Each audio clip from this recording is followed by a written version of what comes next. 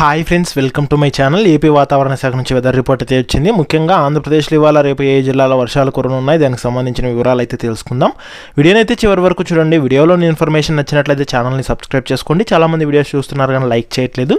మీరు ఎన్ని లైక్స్ చేస్తే నాకు అంత సపోర్టివ్ ఉంటుంది, వీడియో కూడా ఎక్కువ మందికి రీచ్ అవ్వడం జరుగుతుంది. వీడియో యూస్ఫుల్ అనిపిస్తే మీ ఫ్రెండ్స్ అండ్ ఫ్యామిలీ మెంబర్స్కి మన వీడియోస్ని షేర్ చేసి నాకు సపోర్ట్ చేయండి. ఇక లేట్ చేయకుండా టాపిక్లోకి అయితే వెళ్ళిపోదాము. ఏపీలో ద్రోణి ఆవర్తనాల ప్రభావంతో కొన్ని ప్రాంతాల్లో 3 రోజుల పాటు మోస్తరు నుంచి భారీ వర్షాలు అయితే కురిసే అవకాశం ఉన్నట్లు వాతావరణ శాఖ అయితే తెలిపింది.